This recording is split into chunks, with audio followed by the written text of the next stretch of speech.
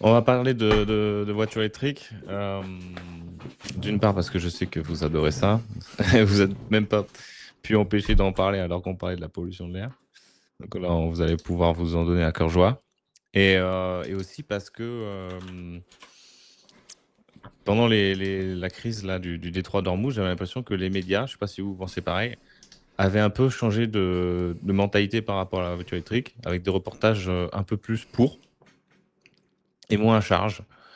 Et il a suffi que je pense ça pour que le 2 juillet sorte un reportage sur France TV sur un journaliste qui fait un aller Paris, Sables d'Olonne, je crois, France 2, en voiture électrique.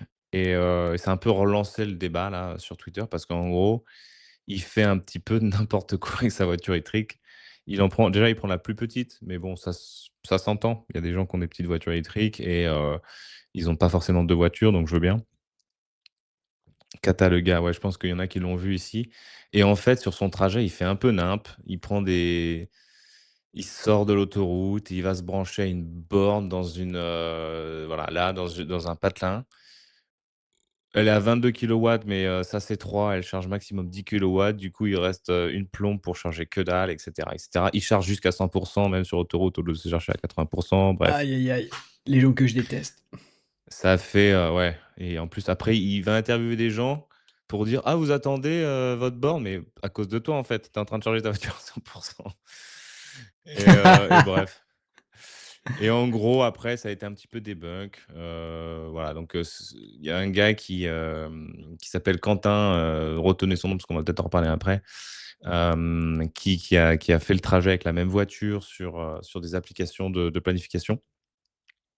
Et on voit que en fait, en roulant à 100, tu perds 1 heure, donc c'est genre 4h30 de trajet sans arrêt. Donc là, 5h30 en roulant à 100 avec 13 €. Alors que le gars, dans son reportage, il a payé, si je dis pas de bêtises, c'est vers la fin, il a payé alors 64 €. Et donc il finit par dire: «Bah, c'est plus que le thermique», parce que le thermique, ça m'aurait coûté, je sais plus, 49 ou quoi.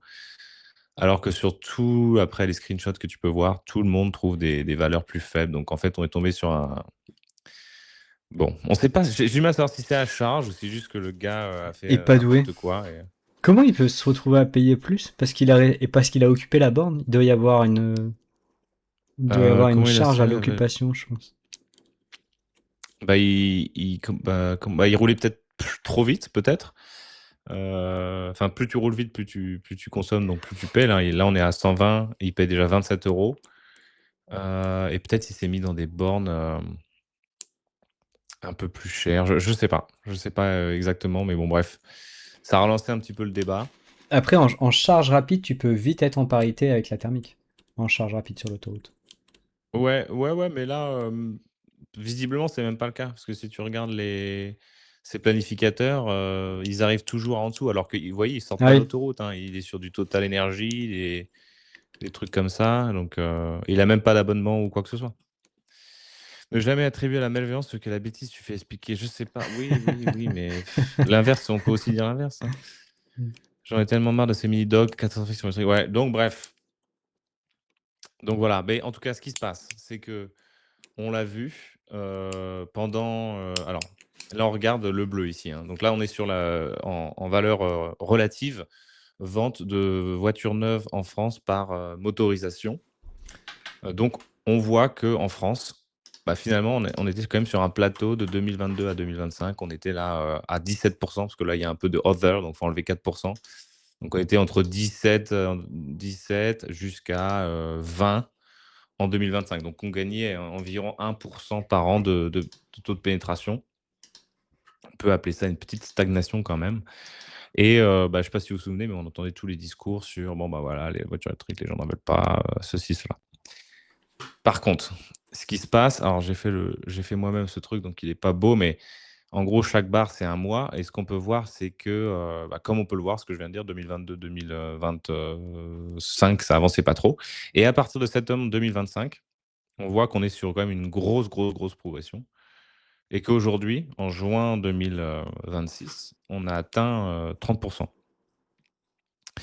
Il s'est vendu 2 fois plus de voitures électriques en juin 2026 jusqu'en juin 2025. Et sur tout le premier semestre, donc les 6 premiers mois de l'année, on est à plus 63%. Si on compare janvier-juin 2026 à janvier-juin 2025. Donc peut-être regarder un petit peu comme ça pour le kiff, qu'est-ce qui se vend bien. Donc ce qu'il y a de notable, c'est Tesla. Heu, Attendez, ce passage du 20h de France TV sur le VE est honteux. Récemment, sur le JT de TF1, il préconisait de s'occuper seul d'un nid de guêpes avec une bombe insecticide. Le niveau est pas ouf. Ouais. J'ai du mal à trouver un vendeur qui veut m'accorder du temps pour acheter une R5. Ouais, ouais, ouais, bah on va en venir, mais je sais pas si tu parles d'occasion ou neuve, mais on va en venir tout ça. Donc bref, Tesla modèle Y, le modèle le plus vendu sur le premier semestre. Donc après un passage à vide en 2025 avec un petit mix de hate Musk et aussi bah, elle était plutôt encore chère, tandis qu'elle elle a vraiment baissé. Et puis après, c'est Renault, le premier constructeur qui vend des voitures électriques, c'est Renault, avec donc la fameuse R5. La Scénic qui est toujours là, la Citroën du reportage du gars qui est en baisse. Donc en plus, il prend une voiture que les gens ne veulent plus. Enfin, elle est quand même bien placée, mais je veux dire, elle est quand même en baisse face à la percée des concurrents. La Mégane, et cetera, et cetera. Ah, Et Renault, ils se mettent bien quand même. Renault Renault, ils se 5, met très, très Scénic, bien. Mégane. Ouais, donc c'est parce qu'ils ont le bonus écologique. Il y a pas que eux qui l'ont évidemment. Tous les constructeurs français l'ont, plus les constructeurs européens en général, donc l'Elrock. La Tesla Model Y aussi l'a, parce qu'elle est produite à Berlin ou à côté. Et même parfois, certains Coréens, par exemple, peuvent l'avoir aussi parce que c'est tout un bouquet de critères et qu'en gros, ils doivent gagner sur certains critères. Par contre, vous voyez, pas de Chinois. Ça, ils ont fait en sorte que les Chinois se fassent sac du critère, du bonus, et on en reparlera. Mookie, il a mis le top pour juin. Tesla Model Y, Renault 5, Renault Twingo, Renault Scénic, Renault Mégane. Ouais. Et après en 6, Peugeot 208, Citroën C3, Dacia Spring, BMW iX et Volkswagen ID3. Quand même, dans le top 5, il y a 4 Renault. Yes. Yes, yes, yes. Et c'est des voitures qui sont assez fiables, hein. J'ai vu des retours sur. C'est illisible. Qu'est-ce qui est illisible? C'est trop petit? Non, non, Ça non, joue dans lui? Mookie, non, je pense que Ah, c'est lui qui a son copié-collé. truc. Ouais. Ok. Après, n'hésite pas à zoomer Euh, plus. que disais-je? Je sais plus Tu ce que je parlais disais. des voitures chinoises qui n'ont Ah pas le oui. bonus? Non, non, je parlais de le taux. En fait, il y a des sondages sur est-ce que Ah, vous la pensez que votre fiabilité de voiture est Renault. fiable? Ouais. Et en gros, Renault, Tesla, c'est Kia, etc. C'est top. Et par contre, Stellantis, c'est vraiment dans le bas du classement pour le coup. En plus, il y avait déjà quelques problèmes avec leur thermique, non? PureTech, c'est eux, non? Ouais, ouais, ouais, PureTech, c'est Putain, j'ai un expert des voitures, les gars. J'ai cité une techno et tout. Putain, je suis un ouf. Bientôt, je vais comprendre qu'elles ont 4 roues et tout. c'est à force de fréquenter Échange Climatique. Bon, vous voyez la percée, du coup, qu'est-ce qui s'est passé? Enfin, moi, la question que je me suis posée en voyant cette courbe, c'est Attends, pourquoi petite autant de question Tesla vendus alors avant. que c'est super cher? Pourquoi autant de Ouais. Tesla vendus? Ah oui, c'est ce que j'allais te poser. Bah parce que le prix a baissé en début d'année en fait. Je crois que c'était vers février-mars. Elle est passée à juste en dessous des 40 000 euros. Et si tu ajoutes le bonus de reprise, en gros, si tu ramènes une voiture à Tesla, il te donne de l'argent plus le bonus écologique, tu te retrouves à 33 000 euros. Donc tu te retrouves à 30 moins de 1000 euros avec 500 km d'autonomie, un UX qui marche très très bien, une voiture fiable qui n'a pas besoin d'entretien. C'est une marque qui ne t'impose aucun entretien. C'est-à-dire que la plupart des marques te demandent de venir tous les 2 ans. Tesla, tu n'as même pas besoin de venir tous les 2 ans, quoi. Et Et on parlait niveau gabarit, ça serait quoi l'équivalent chez Renault? T'as une idée ou pas? peut-être la Scénic, je dirais. C'est un Ok. SUV de grosse taille quand même, de catégorie D, donc peut-être le Scénic. Après, vous pouvez me corriger dans le chat, hein, il y en a qui connaissent peut-être mieux que moi. Et en plus, on parlait de pollution de l'air. Je fais un peu mon commercial de Tesla, mais ils ont des filtres hyper épais qui fait que tu peux être dans le trafic le plus pourri du monde et ne pas sentir l'air extérieur, ce qui est quand même très agréable. Mais bon, bref, pas là pour vendre des voitures. Donc la question que je me pose quand je vois ça, c'est, qu'est-ce qui a changé au cours de ces derniers mois? Est-ce que c'est, lié uniquement au choc pétrolier du détroit d'Ormuz? Visiblement non, parce que le choc pétrolier du détroit d'Ormuz, c'est vers là et c'est plutôt la confirmation d'une tendance, même si on voit quand même que mai, juin, sont encore des outliers. Ou, ou est-ce qu'il y a autre chose? Hein, parce qu'on voit quand même quand ça commence en septembre 2025. Et petite question, subsidiaire, est-ce qu'on se rapproche d'un point de bascule quand on voit cette embellie là? Est-ce qu'on peut s'imaginer, arriver à 100 dans ou 80 dans quelques années? Donc, comment je me suis pris pour répondre à cette question? Déjà, je me suis dit: «Pourquoi les gens n'achetaient pas de voitures, avant, voitures électriques avant?» Et peut-être qu'on va comprendre pourquoi ils en achètent maintenant. Parce que vous voyez que, je répète, hein, pendant 3 ans, il y avait quand même une certaine, hem, stagnation. Donc ça, c'est un truc de l'Union européenne, là, une étude commandée par l'Union européenne sur, Consumer Monitor, donc l'opinion des conducteurs de l'Union européenne sur les voitures électriques. Donc c'est pas un focus sur la France, mais bon, ça change pas grand-chose. À la limite, ce sera pas dans le même ordre, mais on aura toujours les mêmes raisons qui reviendront, c'est sûr. Effectivement, Navislight, le prix est le premier frein, ce qui est pas, étonnant. Faudrait qu'on fasse Mais une vidéo sur le prix. ouais, ouais, modèle I plutôt pour correspondre modèle Y plutôt pour correspondre à Scénic. Ouais, c'est ce que je disais. Ouais, le modèle le plus vendu Tesla qu'on a vu, c'était le Y. Ouais, non, le modèle 3 se vend beaucoup BMW. moins. Et donc le prix, ouais, donc le prix, en fait, ces dernières années, quand même, il faut dire qu'il baisse. Donc vous savez tous que maintenant, puisque vous regardez, les lives de bout en bout, ici, mais que le prix des batteries, du début jusqu'à la fin, le début des les prix des batteries baissent. Juste, on en fait plus, on améliore la technologie et cetera et en plus, les constructeurs se tournent de plus en plus vers, les LFP, les lithium, fer phosphate. Donc ils se détournent du NMC, nickel, manganèse, cobalt, pour se tourner de plus en plus vers les LFP. Par exemple, on parlait de la Scénic ou la Mégane, je crois, ou je crois que c'est la Mégane, qui avait jusqu'à présent le NMC et qui, dans sa nouvelle version là, qui vient de sortir, est au LFP. Donc il y a pas de perte, d'autonomie, il y a même un gain. C'est juste que la voiture est un peu plus lourde puisque le LFP prend est un peu moins dense, prend un peu plus de place, mais tu as plus d'autonomie et la batterie coûte 30 ou 40 moins cher. Donc ça, c'est une grosse raison, du fait que, en gros, l'écart entre électrique et thermique est en train de se réduire. Attends, je vais prendre les Ouais. questions avant qu'elles Ouais, disparaissent. attends, je vais prendre les.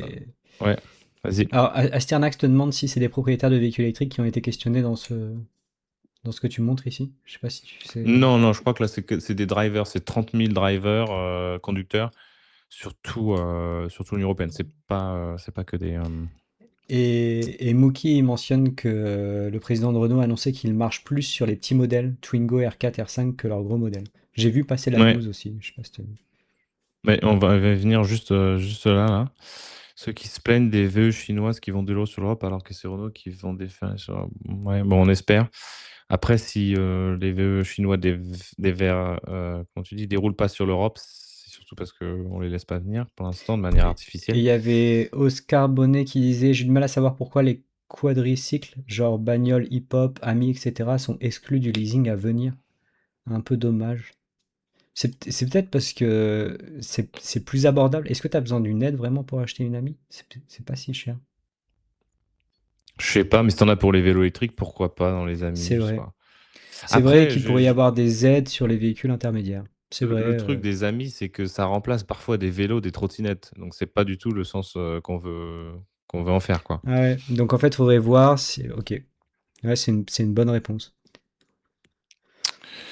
Donc voilà, donc les prix ont baissé, si bien que, là, c'est une étude publiée par, alors il faut que je retiens la page, on est page 18, Institut Mobilité en transition, avec parmi les auteurs un copain, Antoine Trouche, pour ceux qui le connaissent. Donc c'est lui qui m'a gentiment pointé, vers ça. Donc on peut voir que déjà, sur le segment, donc les gros segments, donc D, E, F, mais bon, le plus important, c'est le D parce qu'après E, F, on parle sur des petits volumes en général. Donc le gros segment D, donc la Tesla Model Y, je sais pas moi, la 3008, voilà, des grosses bagnoles comme ça. L'électrique est déjà moins cher, avant même les bonus. Et ça, c'est pour 2 raisons. C'est parce que d'une part, je viens d'expliquer, le prix pour fabriquer une voiture électrique baisse et d'autre part, c'est de plus en plus cher de faire des voitures, thermiques à cause des réglementations dont on a parlé avec Rodolphe, les critères, voilà et aussi pour le baisser l'intensité CO2 de la voiture. Donc d'un côté, on demande de plus en plus, donc ça coûte de plus en plus cher de faire de la thermique et de l'autre côté, ça coûte de moins en moins cher de faire l'électrique. Donc maintenant, aujourd'hui, en gros, même quand vous allez au magasin, avant les aides, vous payez moins cher votre gros véhicule, électrique. C'est pas tout à fait vrai, encore pour les plus petits segments, donc C, B et A. Donc, A C, ça doit être une compacte et A et B, on doit être sur des citadines. Et Namislay demande Par par thermique, thermique, il parle, c'est quoi? C'est des hybrides? Des hybrides non rechargeables? Tu sais ça? thermique, ouais, Alors, je en pense que dessous, ils c'est mettent, tout. au-dessus, ils mettent VS thermique hors PHEV, donc c'est... Ouais, c'est tous les hybrides, voilà. Voilà, ceux qui ont des moteurs thermiques, bah, on peut aller voir sur les types ici, tu as tous les types là, je crois, PHEV, c'est plug-in, non? voilà. Donc les thermiques, Ouais, ça, c'est des c'est plugins. hors hybride rechargeable. Regarde, on va aller ici. Ici, tu vois les types d'hybrides, mais donc là, les plugins hybrides, donc du coup, c'est pas cela. Mais par contre, après, tu as les non-plugins hybrides qui marchent encore. Enfin, aujourd'hui, si vous regardez en France, il n'y a plus de pétrole, il n'y a plus de diesel. Il y a plus que des. Maintenant, les moteurs thermiques, c'est des hybrides. C'est juste que c'est pas des hybrides avec des grosses batteries comme le plug-in hybride ou la batterie 100% électrique. C'est des hybrides non Euh, rechargeables, c'est juste. Et les hybrides non ouais, rechargeables, c'est juste qu'elles vont recharger une petite batterie pour optimiser le moteur ou dans des phases de freinage. Donc ça veut dire qu'en fait, ouais, il y a, il me semble. enfin, elles vont peut-être caper rapidement en freinage, mais ça veut dire qu'aujourd'hui, beaucoup, beaucoup, beaucoup de voitures ont du freinage régénératif, en fait. Quasiment toutes les voitures neuves. Mhm. Bah, du coup, c'est les normes qui obligent à avoir moins de CO2 et donc ils sont obligés les constructeurs passent par ça. Euh, bon, après, quand on dit communément hybride, moi je pense plutôt au plug-in hybride, mais bon. Alors, j'en étais où? Donc, dans ma petite histoire, j'étais en train de dire que ouais, il y a eu des changements. Donc déjà, parmi les changements, on voit que même les grosses voitures coûtent de moins en moins cher. Après, il reste les plus petits segments qui coûtent encore. Attends, je suis où? Je suis là, voilà. Qui coûtent encore un petit peu plus cher. Mais bon, une fois que vous ajoutez les bonus, vous vous rendez bien compte que vous arrivez quasiment à parité.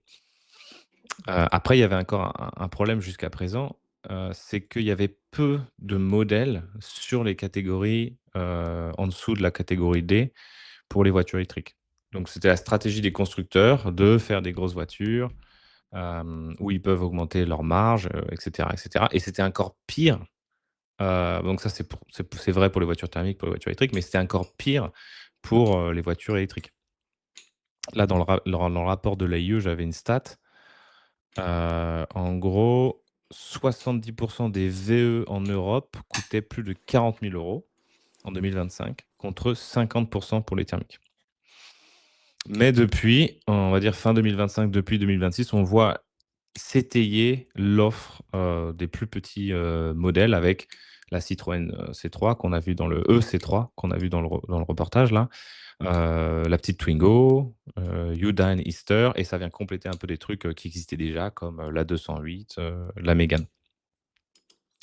Donc, pour revenir à ce truc-là, The Cars Are Too Expensive, c'est de moins en moins vrai. Je suis en retard. Ah, Oula, on parle pas du cadmium ouais, là. on va prendre. Merci Justine Videoman pour le cadmium, mais on va pas repartir là-dessus. Le rêve, il demande, il n'y a pas un monde où les subventions font juste qu'ils augmentent les prix, les constructeurs? On voit ça en économie des politiques publiques. Je crois qu'ils en profitent, qu'ils se gavent. Bah, dans un monde où il n'y avait pas de thermique, peut-être, mais comme ils sont quand même en concurrence avec les thermiques, je sais pas. J'y De toute crois façon, la, pas la- trop. la logique qu'on voit déjà à l'œuvre hein, dans pas mal de pays, ça va être de progressivement les réduire et à terme les éliminer. Je sais pas si tu étais là, Lauref, quand on avait parlé du rapport de l'AIE sur les voitures électriques, mais on voyait que dans certaines régions du monde, les voitures électriques étaient déjà moins chères à l'achat sans aide. Donc c'est des endroits où il y a plus de subventions. Après, je Mm. suis d'accord avec toi, on voit ces effets-là et on pourrait en parler, par exemple dans le cadre de ma prime rénov. de questions un peu de surfacturation sur les pompes à chaleur, sur l'isolation et tout. Je comprends aussi la question parce qu'il y a un gros enjeu. Mhm. Donc faut faire attention à ça, mais je pense que les constructeurs savent bien qu'ils vont pas durer éternellement à ce niveau-là. Et ça a déjà été réduit d'ailleurs en volume en France, non? Je crois pas, hein. Je crois que là, on est quand même sur des beaux chiffres, hein. Je crois que ça peut aller jusqu'à 9 000 euros, 9 500 neuf euros. mille ok. Ouais, ça va de 3 000 à 9 000 selon les revenus du foyer, quoi. Donc, alors là, c'est les coûts à l'achat hors Un entretien et consommation doctorant d'énergie. nous dit, je connais quelqu'un qui a acheté une voiture avec une batterie de 118 kWh parce que pour eux, tant que l'autonomie est pas de 600-700 km, c'est pas terrible. Putain. Mais c'est quoi comme 118 voiture? kWh. C'est quoi comme voiture à 118 si t'as le modèle, ça m'intéresse. Pas pour Ça- l'acheter, hein, mais c'est un pour moquer. utilitaire et en fait ils ont rempli tout l'arrière de Ouais. l'utilitaire de batterie, tu vois. C'est un poids lourd, tu sais, de Sylvain, là. Tu sais, Euh, c'est comme si quelqu'un a acheté, je sais pas, 5 batteries de téléphone pour avoir à le recharger une fois par semaine. Ça n'a aucun sens. après, Volvo là, c'est les. EX60. Ah ouais, ouais, je savais pas qu'elle faisait des si grosses, mais bon. Mais bon, voilà, comme quoi il y a un marché pour ce genre de trucs, parce que les gens ont peut-être encore un peu peur. Après, là, c'est les coûts, c'est coûts d'achat hors entretien et consommation d'énergie. Ouais, c'est ce que je voulais dire, c'est que là, on est sur le coût d'achat. Il faut prendre en compte, normalement, dans un monde parfaitement rationnel, le coût total de possession, le TCO en anglais. Et à ce niveau-là, il n'y a plus photo. Euh, Il y a quand même un petit bémol en ce moment sur les voitures électriques, c'est que les coûts de réparation sont plus élevés parce que la main-d'œuvre coûte un peu plus cher, parce qu'il faut des pièces un peu plus spéciales. Après, il y a des trucs un peu moins, qui fait que le chiffre est un peu biaisé. Par exemple, les vieilles voitures thermiques, comme la valeur résiduelle est basse, si la réparation atteint, je sais pas moi, 3 000 ou 5 000 euros, ben, elle est déclarée non viable, alors que sur une voiture électrique, pour 3 500, 3 000 ou 5 000 euros, on la réparait quand même. Donc il y a des trucs comme ça un peu biaisés, et l'article dit qu'au final, ça devrait plus ou moins s'uniformiser dans pas trop longtemps. Donc c'est vrai que pour l'instant, la réparation, ça coûte un peu plus cher, ce qui peut tirer notamment le coût de l'assurance un peu vers le haut. Mais là où il n'y a pas photo, c'est déjà l'entretien, très peu d'entretien.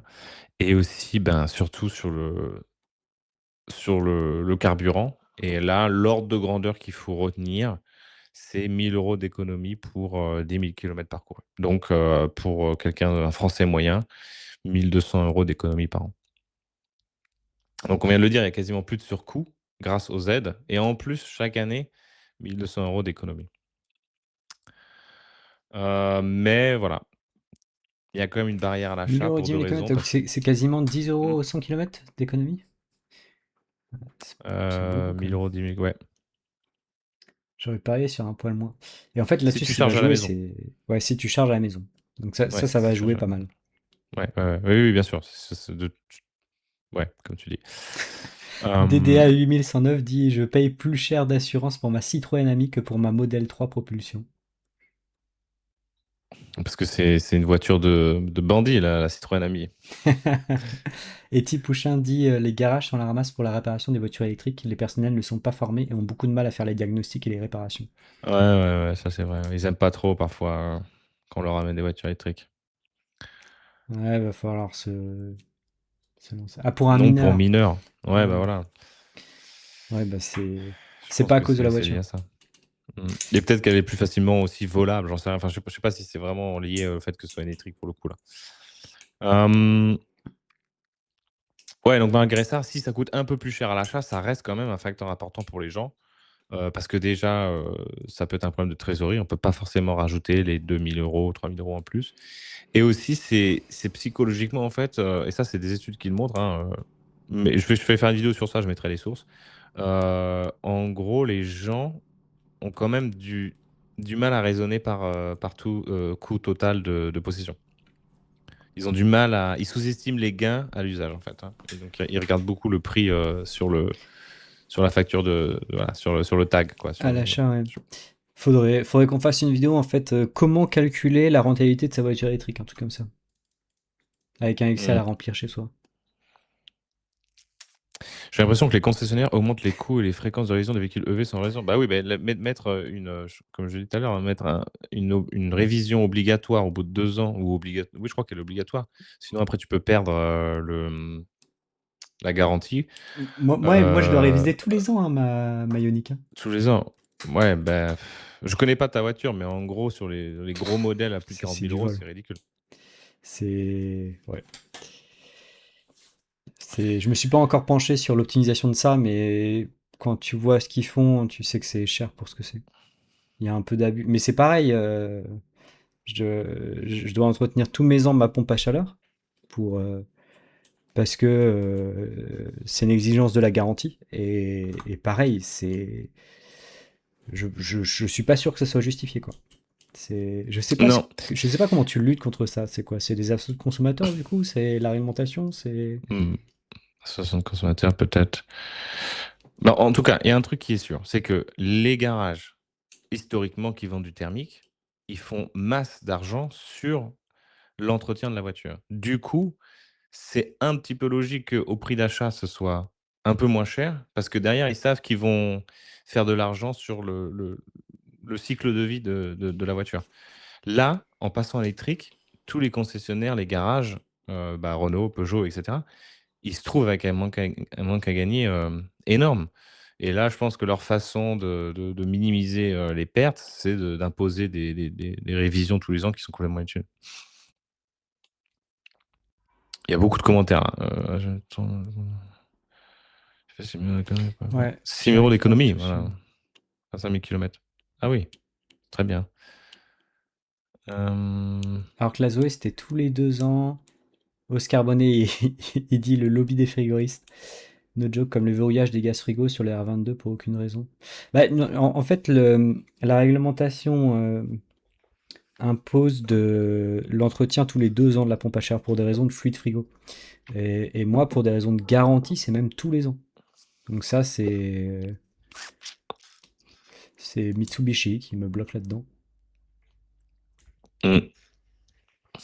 J'ai regardé pour les legs de ma sœur, elle doit payer 70 euros de parking par mois, plus l'installation de sa prise, dont le coût se compense moins. Alors c'est vrai que dans les coûts, dans l'économie à l'usage, c'est en supposant que vous rechargez chez vous. Et il y a une question sur comment on fait quand on ne peut pas se recharger chez soi. Alors, il peut y avoir quelques cheats. Par exemple, si vous avez un vrai travail, contrairement à moi, et que vous allez vers un vrai lieu pour votre vrai travail, il y a des personnes qui rechargent à leur travail. C'est le cas de ma compagne, par exemple. Et donc, dans ce cas-là, ça peut être paiement ou pas, c'est pas tellement la question, mais c'est possible que vous en sortiez comme ça. Et puis après, il y a des charges publiques pour des charges de faible puissance, ça peut être relativement peu coûteux, mais ça dépend vraiment de ce qu'il y a autour de vous, est-ce qu'elles sont coupées ou pas, est-ce qu'elles sont fiables ou pas, et à quel coût elles sont, et est-ce qu'elles sont à côté. Parce que sur des charges lentes, ça veut dire que vous la laissez plusieurs heures, donc vous rentrez chez vous. Mais c'est sûr que le gain en termes de praticité, si vous n'avez pas une charge chez vous, ou sur votre lieu de travail, parce que chez vous, votre lieu de travail, moi je trouve c'est un peu la même. Et du point de vue du réseau, c'est presque mieux le lieu de travail. Vous arrivez au travail, vous la branchez, vous allez travailler, vous repartez, les charger, vous faites ça une fois par semaine, c'est réglé. 2 fois par semaine si vous avez... Enfin bref. Si vous n'avez pas la possibilité chez vous ou votre lieu de travail, c'est un peu plus relou. C'est un peu plus relou, c'est sûr.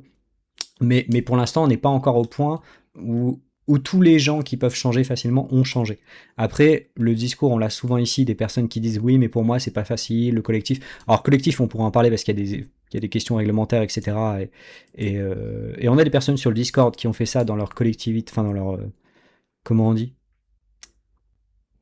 Collectivité, Ouais. leur Tu sais quand. appartement collectif. Ouais. Qui ont fait installer des charges et tout. Et donc, Copropriété. copropriété, Merci. merci. Dans le Discord, si vous cherchez un peu, il y a des gens qui ont fait dans leur copro, donc il y a des possibilités de le faire. Et ça vous revient pas forcément cher. Il y a des montages qui permettent qu'ils se rattrapent sur la charge, etc. Donc pareil, tout se calcule. Mais après, si vous n'avez pas la possibilité si vous n'avez pas un parking privatif, si vous avez ni chez vous, ni au travail, et pas de borne autour de chez vous, ben c'est mort. C'est pas possible, quoi. Il y a un vrai enjeu d'accessibilité autour de ça. On dira pas le contraire. On n'est pas en train de dire que c'est la solution pour tout le monde, hein, Ouais, aujourd'hui, mais tout de en fait, suite. j'allais justement dire qu'il restait des challenges, hein. Parce que justement, on va en parler après le coût d'achat. Donc, on vient de voir que c'est un truc qui est de moins en moins vrai. Je rappelle que je suis en train d'essayer de voir pourquoi les gens achètent des voitures avant et maintenant et pas avant, il y a 3 arguments qui viennent sur, donc le manque d'autonomie, il n'y a pas assez de chargeurs publics et je peux pas recharger à la maison. Voilà. Donc, on va les mettre un petit peu tous ensemble et on va appeler ça, l'infrastructure de recharge. Donc déjà, peut-être commencer par dire qu'entre 2020 et 2025, l'autonomie moyenne annoncée des voitures a augmenté de 25%. Mais le problème, c'est que ça renchérit aussi le coût de la voiture. Plus la batterie est grosse, plus le truc et la voiture est chère. Donc, c'est bien, mais c'est pas fou. Enfin, ça va rassurer la personne qui avait besoin de ses 700 km là, avec son EX60. Mais les gens qui peuvent pas se le permettre, ça va pas changer grand-chose pour eux.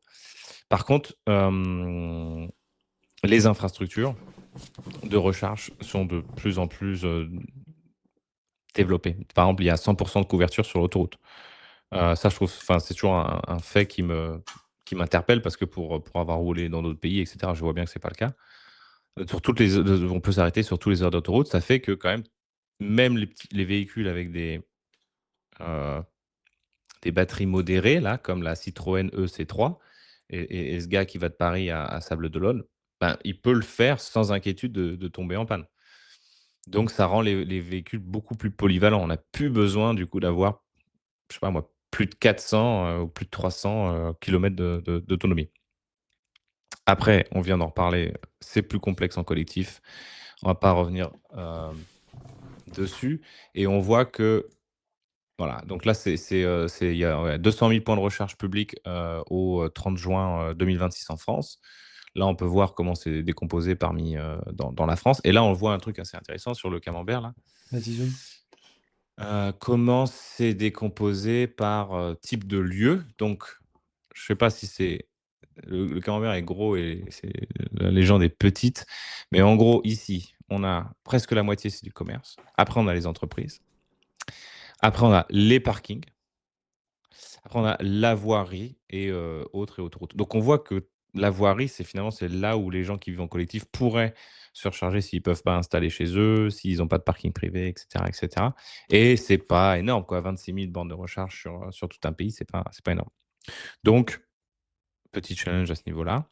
Après, les Chinois, 50 des conducteurs d'automobiles, de véhicules électriques chinois ne rechargent pas chez eux. Parce qu'eux, ils ont planifié le truc, déjà depuis 15 ans, qui fait que même dans des endroits paumés, même dans la rue et cetera, tu peux te charger, assez facilement. Donc un conducteur sur 2 de véhicules électriques en Chine n'a pas accès à une borne de recharge, chez lui. C'est genre 10% en France. Donc on va y arriver. Si c'est possible, en Chine, ça sera possible chez nous. Après, il y a une grosse différence, c'est que le prix de l'électricité, on l'avait vu quand on avait vu le rapport de l'AIE, recherche publique en Chine, il est pas cher. Il est beaucoup plus proche, c'est un rapport de peut-être, de x2, par rapport à recharger chez soi, alors qu'en France, on est sur des rapports de 3, 4 fois plus cher. Voilà. Donc on va dire que c'est encore des autres freins, qui tombent peu à peu. Et après, on a tout un tas de sortes de petites fake news. Je m'inquiète de la qualité, de la longévité de la batterie. Donc déjà, les batteries, elles sont garanties, 150 000 kilomètres ou 8 ans. Ça devrait quand même, rassurer plus d'un et en plus, on voit que sur, voilà, les retours qu'on a des batteries qui ont 200 000 kilomètres et cetera, ça tient plutôt très bien. Et On va pas faire tout ouais. tout un épisode sur ça, mais voilà. Et là-dessus, Ça là-dessus, il y avait, attends, je vais essayer de retrouver. Un doctorant, il disait, il y a quand même le problème du rapid gate. Je pense que ça parle, ça vient un peu sur ce sujet. C'est une grosse épine dans le pied de la démocratisation. Je sais pas si tu es déjà tombé sur le terme. c'est quoi ça, le rapid gaze? Alors attends, progression ralentie, je pense que c'était des batteries qui géraient mal la température, donc qui se sont abîmées. Notamment, moi j'étais tombé quand j'avais fait la vidéo, la Nissan Leaf, c'était une des pires performances. Les batteries étaient abîmées à cause de mauvaise gestion de la température. Et je pense que c'est ça parce que Type Pouchin lui a répondu, c'est quand même de plus en plus rare les batteries non refroidies, genre Leaf, Twingo. Mmh. Mais surchauffe de la batterie, ouais. Ouais, du coup, juste là-dessus, de ce que j'en sais, c'est vrai qu'il y a des batteries qui sont abîmées plus vite, que d'autres. Pour moi, l'exemple emblématique, c'est la première génération de Leaf, parce que c'est des enjeux de gestion de la puissance, de la charge et surtout de la température. Et problème de température qui freine la recharge rapide, Rapid Gate. Mais je pense que c'est de moins en moins le cas. Ah, la Mais Twingo ce qui aussi. m'inquiète, c'est Rapid Gate, il y que a un problème qui touche la Twingo. Après plusieurs charges rapides, la batterie surchauffe. Et donc la charge rapide prend 1h30, 2h. Ah, donc c'est un problème d'évacuation. Ah oui, j'étais pas du tout sur ça. Donc c'est un problème d'évacuation de la température qui limite la vitesse de recharge. Hmm. Et si c'est sur la Twingo, c'est très très récent du coup. Je vais regarder Rapid Gate Twingo. Ok. Bon, toujours est-il qu'on est sur 2 modèles, dont un où c'est voilà, la Leaf, c'est réglé. c'est expert du Rapid Gate. Mais il faut que je me renseigne sur ce truc. Hein. Donc, Batterie qui surchauffe, la charge s'éternise. Donc vous pouvez avoir, enfin, il y aura des mauvais modèles et des mauvaises batteries, comme il y a des mauvais modèles thermiques. être présent au trop chaud et au trop froid. La Leaf 2 aussi est concernée. Ok. Mais en roulant largement sur le... Ok, bah je savais pas. Bon, bref, on parle de 2 modèles, hein, la Leaf et la Twingo. On va pas généraliser à Intéressant, toutes les voitures électriques. intéressant. Bah, quand vous vous renseignez sur un modèle, c'est quand même un truc à avoir en tête. Hmm. Anciennement Twingo, pas la nouvelle, mais l'ancienne n'avait pas de batterie puisque c'est la première Twingo électrique. Donc c'est forcément la nouvelle là. La Twingo actuelle, après. Ok, bon. Spring pareil, pas de refroidissement. La Dacia Spring aussi, pas de refroidissement actif, ok. Ok, bon. Bon, alors c'est peut-être Rapid un Gate, on argument regardera. qui restera pertinent. Après, bon, quand même, hein, on va, si on met de côté ces 2 modèles, voilà, les batteries de voitures électriques tiennent quand même extrêmement bien. Vous pouvez trouver des Tesla avec 500 000 km au compteur sans changer la batterie. En fait, la batterie dans une voiture électrique, normalement, elle survit plus longtemps quasiment que la voiture elle-même. Hein. Ça va dépendre de l'usage que tu as de la voiture. Si, la Twingo 3 existe en élec. Ok. Ouais, Ok. elle avait pas la même Je pense. tronche, mais. Mais ça, Attendez, ne je souffre vais vous plus. montrer vite fait je vais vous montrer vite fait ce truc de Rapid Gate parce que je pense que j'ai trouvé sur Automobile Propre là. Ah merde, attendez, il faut que je change mon navigateur. Laissez-moi 2 minutes. Mais à 110 km, la nouvelle Twingo ne souffre plus du fait de plus de temps entre 2 recharges et moins de sollicitation de la batterie. Oui, la perte est faible. Ta vidéo disait pas 1,5% de perte de charge par an. Rodolphe, si c'est ça, c'est l'ordre de grandeur 1,5. Donc la puissance de recharge en kilowatts, vous voyez, suivant la température de batterie au départ, et si la batterie elle est déjà chaude, en fait, quand elle va charger, la puissance va s'effondrer assez vite, autour de 30-35%. Donc vous prenez plus de Damn. temps de charge. Quoi. Ok. J'avais jamais eu ça, merci du coup. Ouais, moi aussi j'ai appris un truc. Et la perte est faible, ouais, je donnais, non, 1,5% de perte par charge, ça serait énorme. Ah non, pardon, Non, de par perte an. de charge. Oui, hein, c'est ça. Je crois que c'était 2. La première vidéo que j'ai fait, ils estimaient que c'était 2 avec différents modèles, et maintenant on a plus de données, on est un peu en dessous de 2 par an, mais c'est pas forcément linéaire, et il y a un peu, ça dépend un peu des usages aussi. Mais ouais, entre 1 et 2, autour de 1,5% par an de perte de capacité. Et après, est-ce que c'est grave ou pas? Ça dépend de quelle taille vous partez et à quel point vous êtes sensible à une perte d'autonomie, quoi. Ouais, de quelle taille vous partez, c'est un bon point parce que c'est sûr que sur le marché de l'occasion, c'est plus compliqué de revendre une voiture avec une petite batterie qu'une voiture avec qu'une grosse batterie. Donc, la personne qu'on a un petit peu charriée tout à l'heure avec son EV60 là, et ses 700 km de batterie, bah, c'est sûr qu'elle pourra revendre plus facilement derrière Disons que quand elle aura sa voiture. perdu 15% de sa batterie, elle aura encore 3 fois plus que moi.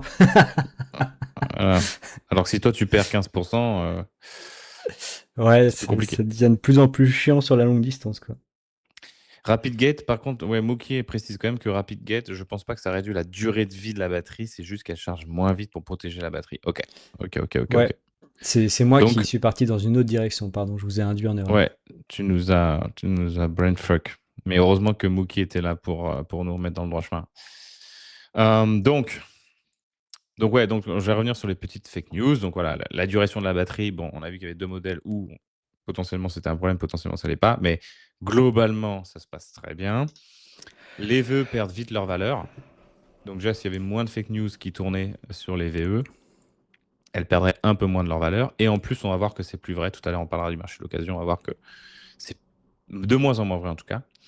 Après, les vœux ne sont pas meilleurs pour la planète. Donc ça, c'est ce que disait une collègue d'un collègue dans le chat, d'un camarade dans le chat. C'est vrai qu'il y a des gens qui, mais même je crois que c'est la majorité des Français, là j'ai revu des études dessus, pensent encore que le VE est moins bon sur la planète à cause de ces images d'Épinal d'enfants qui travaillent dans les mines de cobalt. Alors que ça n'existe pas une mine de cobalt, c'est une mine de cuivre avec un sous-produit qui est le cobalt. Bon, bref. Mais voilà, globalement, on peut dire que les avantages de la voiture électrique dépassent largement les désavantages quand on prend un peu tout ensemble. Ça va être un peu pire sur certains trucs et beaucoup mieux sur d'autres trucs. Et évidemment, une voiture, même électrique, reste un gros objet polluant. Donc si on peut s'en passer, si on peut les sortir des villes, c'est mieux. Transport en commun, mobilité douce, le vélo c'est cool, etc., etc. Bien sûr. Il faut toujours le préciser quand même. Je préfère attendre que ce soit un peu plus commun. C'est ici. Bon, bah, ça, c'est chose faite, hein, on vient de voir. Maintenant, les particuliers, là, j'étais sur 30 en juin de vente de voitures neuves. Les particuliers, c'est 35. Ce qui fait baisser un peu la moyenne, c'est, tout ce qui est véhicule utilitaire. Tout ce qui est camionnette et tout, pour l'instant, c'est vraiment bas. Je crois que c'est autour de 10-15. Je crois que les loueurs aussi, c'est pas encore, foufou. Et ce qui fait monter la moyenne, ça va être, les particuliers et les entreprises, les parcs, d'entreprises. Et du coup, oui, c'est un peu plus commun. Plus d'une personne sur 3, je veux dire en France, quand elle achète un nouveau véhicule, c'est un véhicule électrique. Les vœux prendre feu, bon, bah, ça, c'est une fake news. Je ne peux pas partir en vacances. Donc je disais tout à l'heure qu'il y avait un chargeur électrique au moins ou une borne de recharge électrique au moins sur chaque autoroute. En 2025, c'était 60 des autoroutes européennes. Donc c'est pas ouf. Et c'est vrai que ça va nécessiter un peu de planification. Alors, ces 60 c'était même pas en 2025, c'était en 2024. Du coup, aujourd'hui, on peut penser que c'est un peu mieux. Mais bon, toujours planifié parce qu'il y a des pays où c'est moins bon que d'autres. Par exemple, je sais que l'Espagne, c'est vraiment mauvais. Alors qu'en France, c'est très très bien. Et Libre et Skepti demande, il y a peu de risques sur l'occasion en élec, point d'interrogation. Et est-ce que quand on achète d'occasion, on a une idée de l'état de santé de la batterie, c'est obligatoire ça ou pas? Il y a un passeport batterie qui va être rendu obligatoire en 2027 Donc pour avec le l'instant, c'est pas le cas. SOH. Non. Moi j'ai acheté en occasion, j'avoue que j'ai acheté, enfin, moi je considère que c'est safe. Attention quand même à certains modèles. J'ai mentionné les premières générations de Leaf, on sait que c'est des batteries qui sont dégradées plus vite. Euh, et après, il y a toujours la Ouais. question de quel est l'usage qui a été fait, etc. C'est quand même pas mal d'avoir une idée un peu de l'état de santé de la batterie. Je crois qu'il y a des dongles, des trucs comme ça qui me permettent de regarder. Si tu passes par un vendeur, je sais pas s'il vérifie. Vaut mieux demander le SOH, oui. Donc le SOH, c'est le State of Health, ça vous donne une idée de voilà, l'état de santé de la batterie. Et Astyranax, est-ce que tu as une idée de comment tu fais? Je connais pas assez ces sujets techniquement. Je sais pas si les revendeurs font des tests et tout. Euh, et après, ouais, Tipouchin dit il y a eu des modèles plus fragiles que d'autres. Donc ça, c'est un truc à garder en tête, surtout sur les premiers modèles, quoi. Surtout sur les premiers modèles. Mm. Pas oublier de dire que c'est pareil pour le thermique, hein, donc on revient toujours sur le PureTech, mais il y a aussi des modèles thermiques de merde. Par exemple, le Citroën EC3, l'équivalent thermique, c'est le Citroën C3 qui est un modèle PureTech. Donc Tesla te donne directement le SOH et Hyundai et Peugeot, c'est chez concessionnaire. Ok. Les garagistes, ils donnent le SOH. Ok. Et Appli Spy avec dongle ODB2. Donc tu peux le faire toi-même. Après, je Donc sais voilà, même se pas si le renseigner. SOH, Disons que sur une voiture c'est thermique, il y a plein fiable. de choses à faire attention niveau fatigue. Sur une voiture électrique, c'est essentiellement la batterie. Euh, Ouais. Je sais pas à quel point c'est fiable le SOH, parce que j'ai vu un gars qui disait que c'était la cellule la plus faible qui déterminait la qualité du pack batterie et que c'était quand même le maillon le plus faible de la chaîne détermine la force de la chaîne. Et bref, et donc le SEH ne traduirait pas ça. Donc je ne sais pas trop, mais bon, comme Rodolphe a dit, regardez sur Internet Renseignez-vous sur le modèle. Par exemple, même sur le Tesla Model 3 2021, qui est une batterie LFP, il y avait des pépins parce que c'était des batteries qui étaient produites dans une usine en Corée du Sud. Donc voilà, mais bon, Et toujours se renseigner après, avant. ouais, sur les moteurs, enfin, sur les véhicules thermiques, il y a pareil, il y a des modèles qui sont moins bons que d'autres. Et même Oui, quand c'est vous ce que je achetez, disais. vous pouvez tomber sur un mauvais véhicule et vous aurez plein de problèmes. Moi, Ouais, après, mon intuition, en mais je suis pas occasion, vendeur, normalement, c'est que je m'attendrais à avoir moins de chances d'avoir des problèmes en achetant d'occasion électrique qu'en achetant ouais, d'occasion exactement. thermique. Ouais. Bah ouais, mais dans les deux cas, normalement, au bout de 3 ans, tous les pépins du modèle, normalement, le gars les a essuyés, quoi. Ah, je sais pas. En fait, tu vois, t'achètes une thermique, tu sais pas si le mec il a déglingué la boîte de vitesse ou pas. Est-ce que je suis en train de dire une connerie? Mm. Ouais. Non, mais en tout cas, je suis d'accord avec toi, il n'y a pas de raison d'être plus,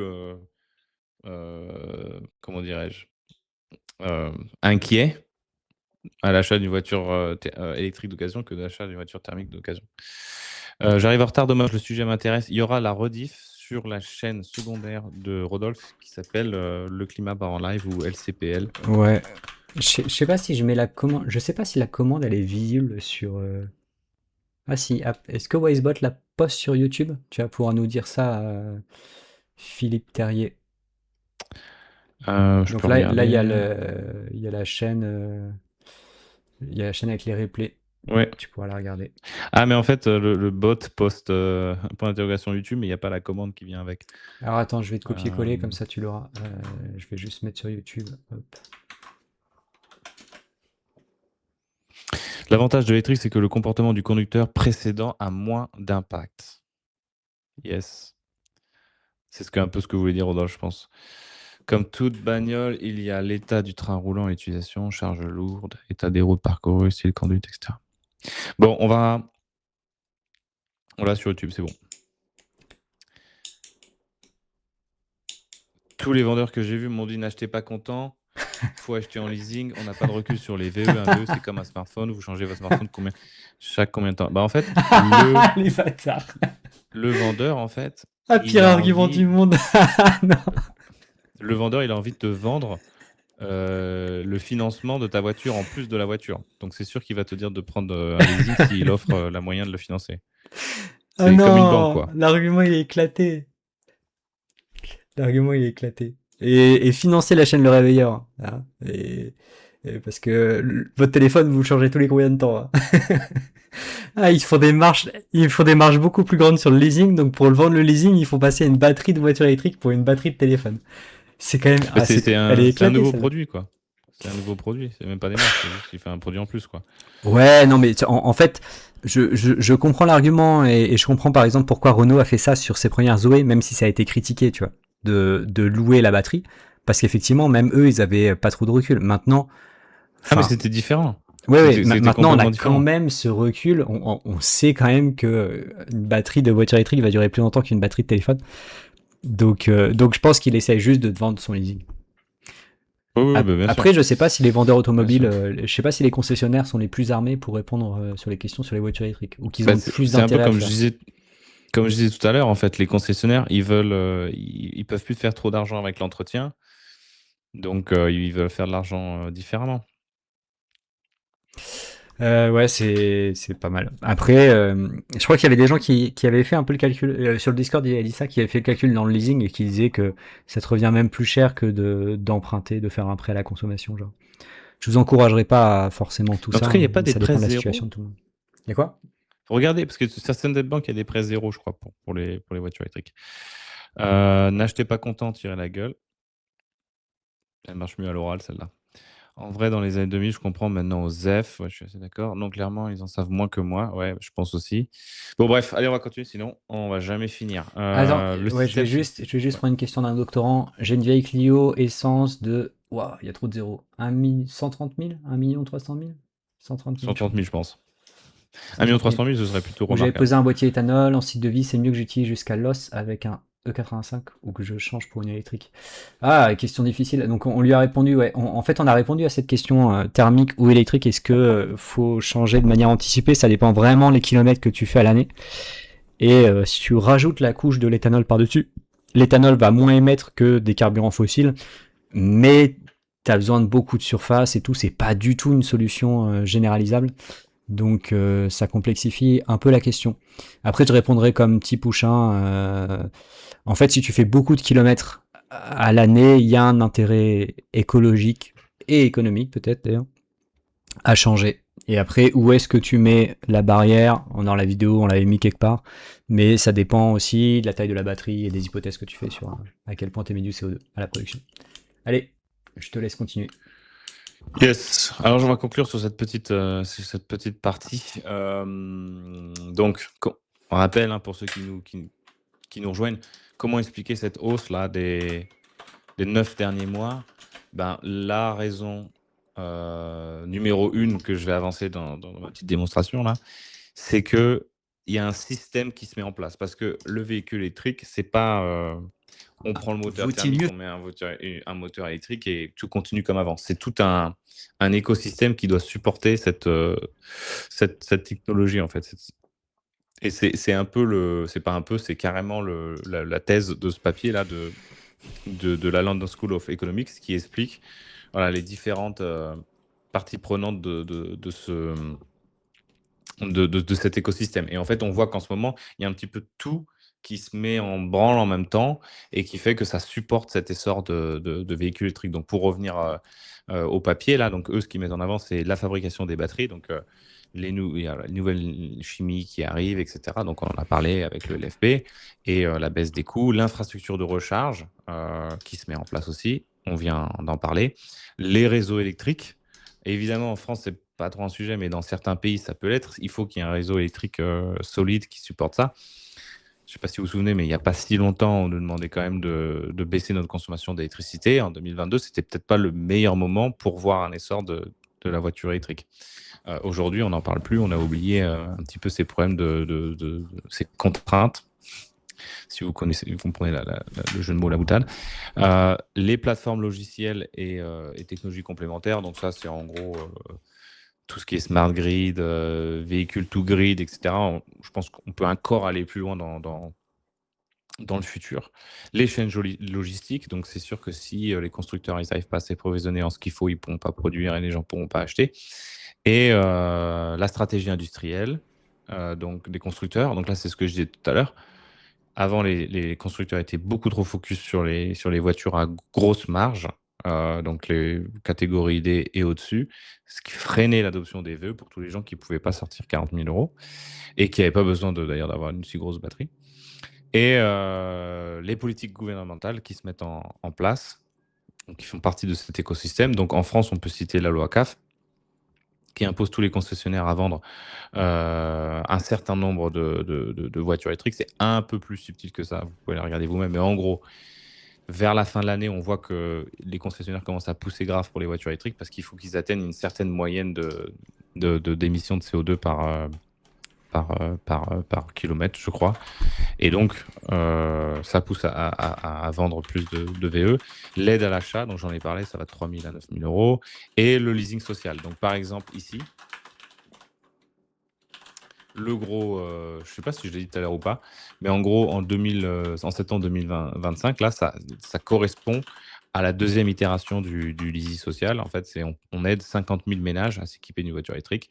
Donc voilà, donc vous voyez, c'est tout cet écosystème qui se met en place. Ce n'est pas un facteur qui va expliquer qu'on vend plus de voitures électriques, c'est tout ce truc qui se met en place en même temps. Donc ça, c'est la première raison que j'ai trouvée pour expliquer l'augmentation des ventes de VE récentes et le décollage, donc toujours par rapport aux 3 années précédentes où ça stagnait. Maintenant, la raison numéro 2, on va dire qu'elle est plutôt d'ordre psychologique. Et on va rendre à César ce qui appartient à César, c'est que c'est cette personne-là, là, Quentin Laporte, qui est un ingénieur motorisation, qui me l'a soufflé. C'est que en gros, l'hypothèse de départ, c'est que l'acheteur de véhicules neufs, c'est quelqu'un qui ne prend pas beaucoup de risques. C'est quelqu'un souvent qui est plutôt âgé. En France, la moyenne d'acheteurs de véhicules neufs, la moyenne d'âge est de plus de 50 ans, mais je ne retrouve pas le chiffre. Bref, plus de 50 ans. Donc, ouais, 55 ans. Donc voilà, donc quelqu'un qui plutôt, voilà, qui va pas s'acheter des trucs flashy ou quoi, la nouvelle technologie, etc., s'il aura peur de la revendre derrière. Donc il va acheter souvent des segments à la mode, donc les SUV par exemple, des marques familières, donc là c'est ce qu'on voit, hein. L'acheteur un peu plus âgé, il achète sa Peugeot, sa Renault, la Dacia, des trucs vraiment faciles à revendre, des couleurs classiques. Il va pas acheter des couleurs flashy parce qu'après les gens ne voudront pas. Pour tout ça, pour s'assurer une bonne valeur de revente. Et historiquement, le véhicule là, qui cochait toutes ces cases, c'était le véhicule thermique. Aujourd'hui, c'est en train de s'inverser.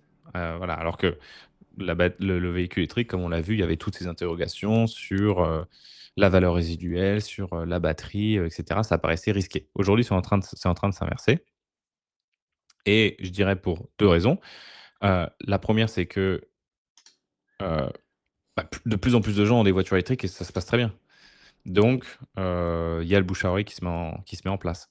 90% des conducteurs qui sont passés à l'électrique en sont satisfaits. Et encore, j'ai pris le chiffre le plus bas. Il y a plusieurs études, ça va de 90 à 96%. J'ai pris le plus bas.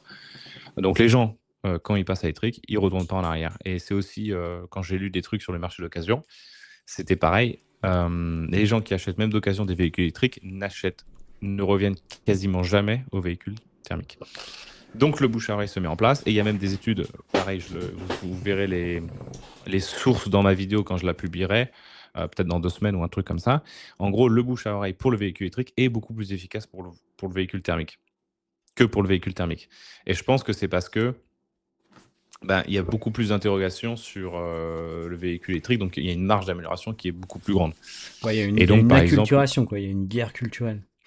Faut yes. convaincre les Et gens donc autour par de ça. exemple, carrément l'étude chiffre que pour chaque personne par exemple, qui va au bureau avec une nouvelle voiture électrique, il y aura X pour X chiffre de ses collègues qui vont en acheter une, genre 0,2, tu vois, un truc comme ça. Pareil pour les voisins, pareil pour la famille. Mais c'est particulièrement ce qui est étonnant, C'est c'est la que c'est particulièrement contagion, quoi. efficace. Yes, et c'est particulièrement efficace chez les collègues plus que chez les membres de la famille. Donc ça, je trouvais ça intéressant. Ah, ok. Donc, ta collègue là, le gars dans le chat là, tu vas lui dire que tu vas t'acheter une voiture électrique et tu vas rouler devant elle et elle va voir que c'est très bien. Influenceur vroom vroom, mais ça fait pas vroom vroom du coup, ça fait vvt. Ouais, ouais. Hem, pause le chat ou pas là? Avant que je passe aux 2e raison? Non, ça va. Le chat est OK. resté un peu calme. Ouais, peut-être que je parle, je les endors avec toutes mes facts là.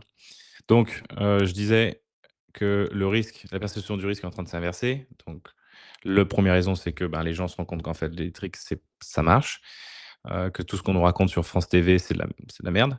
Et par contre, la deuxième raison, c'est le choc pétrolier, voilà, les droits d'Ormuz, là, ce qui s'est passé, très récemment en mars, avril, mai. En gros, il y a eu une augmentation de prix à l'essence. Je crois qu'on est passé à 2 € le litre d'essence au lieu de peut-être 1,60 ou 1,30 ou 1,70, hein, vous pouvez me corriger si je dis des bêtises.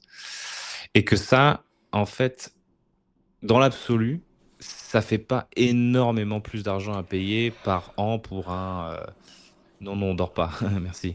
Ça fait pas beaucoup plus d'argent à payer pour un foyer qui roule normal. Peut-être ça va faire, je sais pas, 200-300 € de plus par an.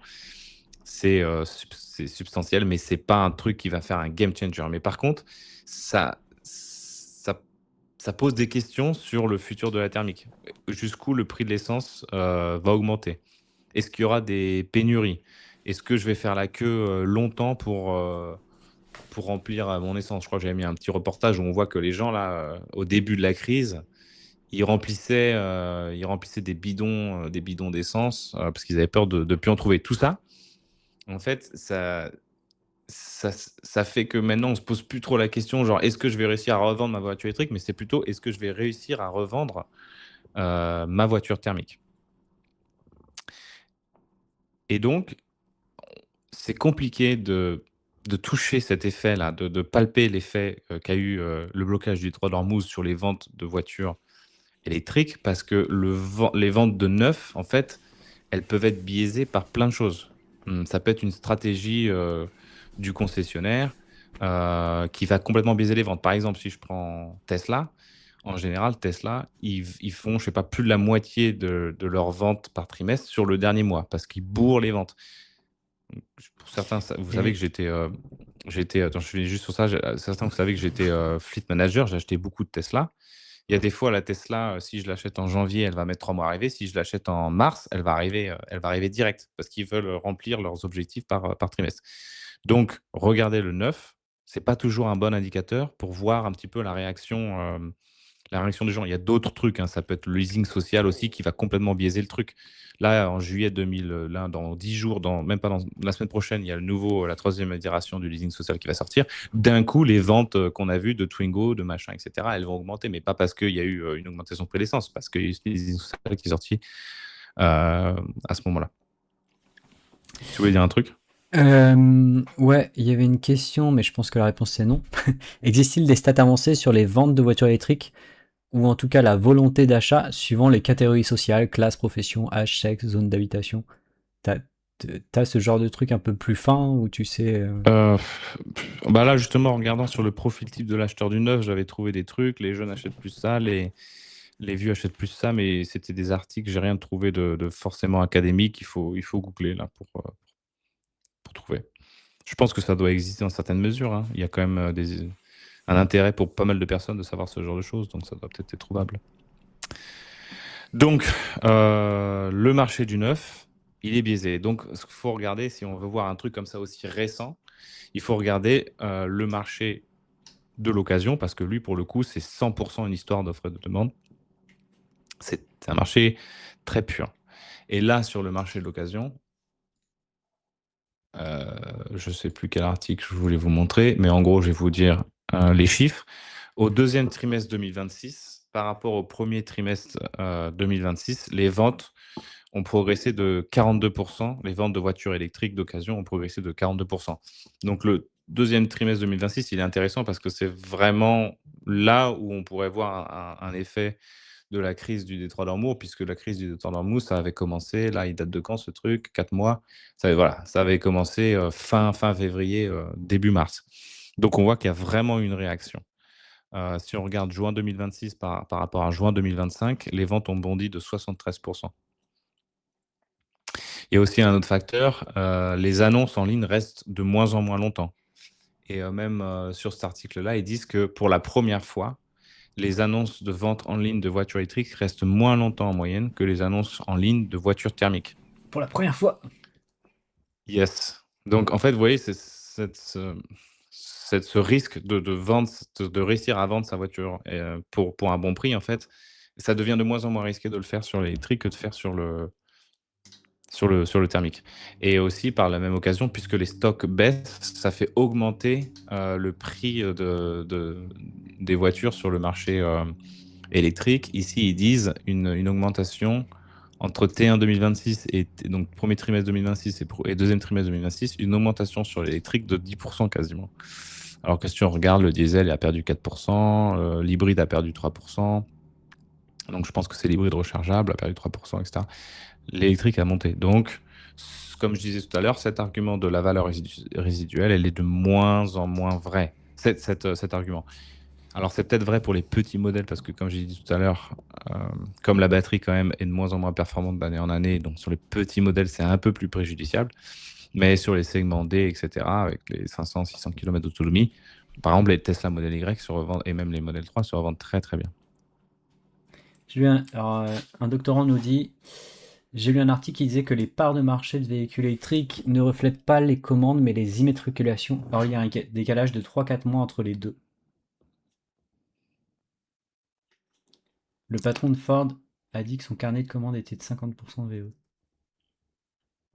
Ok. Ouais, J'ai en fait, on utilisé a les le nom. données sur les immatriculations et il y a plein de Bah trucs oui. déjà dans les tuyaux qu'on sait pas, Ah quoi. oui, oui. Bah oui, parce que quand tu commandes une voiture, elle peut mettre, bah là, tu dis 3-4 mois. Moi, j'ai commandé des voitures, elles sont arrivées 9 mois plus tard. Mais donc, ça va dans le sens de ce que je disais tout à l'heure, que le marché de l'occasion, au moins, il n'y a pas ce problème-là et qu'on peut voir la réaction tout de suite. Donc, comme tu dis exactement dans le neuf, oui, il y a un décalage. Donc, peut-être que c'est vers la fin de l'année qu'on verra les effets encore du Tour d'Ormuz. Effectivement, effectivement. Et déjà, ce que je voudrais noter, c'est qu'en 2022, si vous vous souvenez, on avait aussi des prix du pétrole qui étaient allés jusqu'à 2 euros, le prix de l'essence qui était allé jusqu'à 2 euros le litre suite à l'invasion donc de l'Ukraine par la Russie. 9 mois, ouais, 9 mois, peut-être que j'exagère, mais en tout cas, c'est vraiment, c'est arrivé, ça arrive pas souvent, mais c'est arrivé. Ça dépend des configurations, ça dépend des choix des constructeurs. Parfois, ils veulent relooker leur voiture, ça prend un peu plus de temps, etc. etc. Donc en 2022, il y avait un choc aussi énergétique. Il n'y a pas eu en 2022, si je retourne sur mon petit tableau là, il n'y a pas eu, on est où 2022, c'est là. Voilà, invasion de l'Ukraine, c'était ici. Donc, ouais, il y a eu un petit changement, mais voilà, si vous voyez de mars 2022, c'est pareil que janvier 2023. Il n'y a pas eu une échappée comme on le voit là. Et en fait, ma théorie, c'est qu'en 2022, il n'y avait pas tout ce système en place que j'ai dit tout à l'heure. Il n'y avait pas des bornes de recharge sur toutes les autoroutes, il n'y avait pas les modèles plus petits, moins chers pour tout le monde, parce qu'au final, les Français, quand même, chez le neuf, achètent quand même des voitures. Si vous regardez les ventes de voitures neuves, c'est pas que des gros segments D dans les véhicules les plus vendus. Donc il y a un réel besoin pour ces petits modèles. Il n'y avait pas tout ça. Et aujourd'hui, il y a ça. Donc en gros, c'est un peu une étincelle qui arrive sur un foin bien sec. Et on va dire que ce foin bien sec, c'est le système dont je parlais tout à l'heure qui est en place là, ce système, celui-là.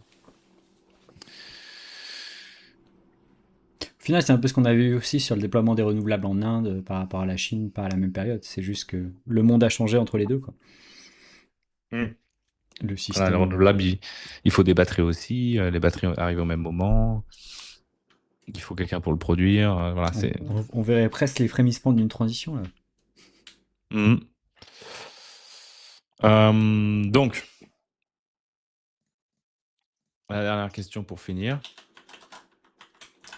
Ici, je vais vous montrer le taux de pénétration de vente de VE au Danemark. Nous, on est à 30% aujourd'hui. Au Danemark, ils étaient à 30% en 2022. Aujourd'hui, ils sont à 80%. Si je prends Singapour, ils étaient en 2023 à 20%. Aujourd'hui, en 2026, 2 ans et demi après, ils sont à... c'est combien ça 65 ? Un truc comme ça. Donc la question qu'on peut se poser, c'est est-ce qu'on est à l'aurore d'un basculement ou dans 3 ans, on serait à 80% aussi en France? Moi, je pense pas, parce que la manière dont ils l'ont fait au Danemark, moi je dis oui. Alors, on peut en débattre, mais la manière où ils l'ont fait au Danemark, ça c'est ma théorie, hein, c'est pas marqué dans les articles scientifiques, etc. C'est que au Danemark, ils taxent le véhicule thermique à mort. Donc, par exemple, vous allez dans un magasin BMW, vous avez la X1 par exemple, la iX1 qui vaut 50 000 euros, donc la version électrique, et à côté vous avez la X1, la version thermique, taxée de 20 000 euros de plus. Donc c'est sûr que l'acheteur, c'est un no-brainer. On a vu tout à l'heure que le coût d'achat, voilà, le prix sur l'étiquette était très important, plus que le TCO parfois. Ben là c'est beaucoup plus cher. Dans l'étude que j'ai lue, là, il disait que, par exemple, pour une petite voiture, une citadine, elle coûtait en moyenne 14 000 euros plus cher que l'équivalent thermique. C'est énorme.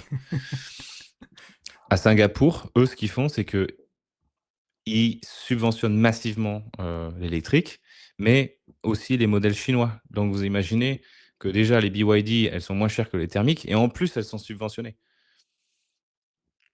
Sauf que nous, en France, c'est un peu touchy d'appliquer ce genre de mesures parce qu'on a une grosse industrie automobile. C'est pas le cas du Danemark et de Singapour qui, eux, s'en foutent. Ils peuvent faire un petit peu ce qu'ils en veulent parce qu'il n'y aura pas de perte d'emploi derrière, il n'y aura pas de perte de PIB. Alors qu'en France, si on commence à faire ça sur les thermiques, à les taxer à mort, bah, une voiture sur deux thermique française, ouais, je crois que c'est ça, c'est une voiture sur deux thermique française, c'est vendu par un constructeur français. Sur l'électrique, c'est genre 1 sur 3 ou quelque chose comme ça. Donc en gros, ça pénaliserait disproportionnellement nos constructeurs à nous. Et pareil, on a bien vu qu'on voulait pas se faire noyer tout de suite par des voitures chinoises parce que ça pénalisait aussi notre truc. Donc, je pense que, et ce sera la conclusion de la petite présentation, je pense que chez nous, ça prendra un peu plus de temps du fait, paradoxalement, qu'on a déjà une industrie automobile et que il faut penser aussi pas qu'à la transition, mais aussi à la souveraineté, donc protéger notre Nos industrie, emplois. etc., nos emplois, ne pas être complètement dépendant de la Chine pour des risques géopolitiques, etc., qu'on pourra reparler peut-être une prochaine fois. Et voilà, il faut que les politiques trouvent un équilibre, il faut qu'ils soient un petit peu subtils, un petit peu nuancés, et ils peuvent pas aller à donf comme certains pays. Ok. Presque un paradoxe de la richesse des pays, dit Navislav. Bah, il n'y a pas que ça, parce qu'à même niveau de richesse, il y a des pays qui construisent des voitures et d'autres non. Et ils n'ont pas les mêmes problématiques. Et c'est parce que Singapour est très très riche, hein. Et le Danemark n'est pas pauvre. Yes. Le problème, c'est pas seulement les constructeurs, c'est aussi les équipementiers et les intermédiaires qui font du Ouais. blocage. Concernant le lobbying. Ouais, après, je sais pas si Ok. les garagistes ont beaucoup de pouvoir. Donc, tu as fait le tour de ce que tu voulais évoquer. Yes. J'espère qu'au moins j'ai réussi à transmettre le message que Yes. Et donc, tu nous il prépares une vidéo fallait là-dessus, ça? ouais, voilà, c'est ça. Il y a une vidéo qui va sortir que je vais tourner ce week-end. Et qu'en gros, ben voilà, le message que je veux faire parler, c'est que c'est pas que le détroit d'Ormuz, il faut un écosystème derrière pour supporter, mais que le détroit d'Ormuz, ça met en jeu un aspect psychologique qu'il faut pas sous-estimer non plus. Est-ce que vous avez des questions? Est-ce que vous avez des idées de chaînes aussi sur lesquelles je peux vous envoyer?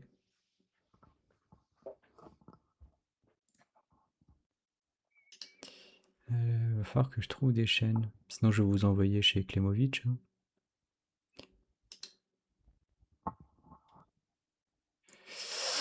Oh. Klemovic, bah, ça peut être Klemovic. Chez Ribot. Ah, je connais pas le game. Je connais pas Ribot. Il y a deux Klemovic. Donc voilà, deux sujets différents aujourd'hui.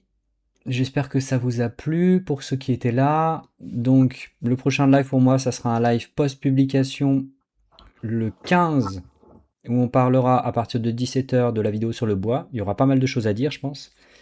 Le 22, j'en ferai très probablement un autre sur une vidéo qui sortira le 19 sur une chaîne tiers.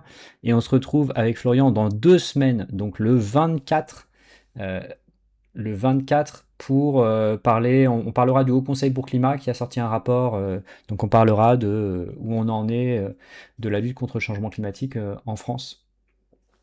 J'ai une question. Il y a un gars, Ouais. il y a assez longtemps dans le chat, là, il y a 2 heures à peu près, il demandait si on avait regardé la publication d'un économiste qui s'appelle, son famille c'est Bilal, peut-être c'est Adrien son nom, je sais plus. Et en gros, c'est sur l'impact du changement climatique sur l'économie. Ouais, c'est ça, c'est Adrien Bilal. Sur l'économie française. Je sais pas si ça vous plairait que je regarde sa publication et que j'essaye d'en parler pour une prochaine fois, parce que j'ai un peu étudié ça. Donc je pourrais peut-être. Oui, Adrien Bilal de Princeton. Donc est-ce que ça vous intéresserait qu'on rentre un petit peu dans les méandres d'un modèle économique pour comprendre comment évaluer l'impact du changement climatique sur l'économie, sur le PIB d'un pays? C'est franchement intéressant, mais après, c'est moins jojo que. Bah, c'est lourd, quoi. +1. Ce serait top. Meilleure économie 2026, ça serait super. C'est moi qui m'ai Moi posé je la crois que c'est question. un Ouais. sujet où je connais pas grand-chose. Bon, je pourrais regarder, peut-être pas pour dans 2 semaines, parce qu'on a déjà un truc, mais à l'avenir, je pourrais regarder et Pour voir dans un si mois j'ai du des coup. choses à dire. Il y en Ouais. aura encore un dans un mois. Je sais pas quand tu pars en vacances. Moi, possible que je puisse encore le vendredi 7 août et puis après je pars et ça repoussera à septembre. Et en septembre, je donne des cours donc ça va être un peu chahuté aussi. Mais on vous tiendra au courant. Suivez-nous sur les réseaux pour être tenu au courant. Je poste sur Yes. YouTube, Blue Sky. N'hésitez pas à venir sur le Discord. Il faudrait que je pose quelques questions d'ailleurs sur le Discord. Ok, ben moi je vais vous envoyer chez Klemovic. Et voilà, ben bonne après-midi à tous. Et dans 2 semaines avec Florian. Et avant ça, si vous venez Yes. voir les lives post-publication. Yes, merci à tous, merci pour tous vos commentaires, ça fait plaisir. À bientôt.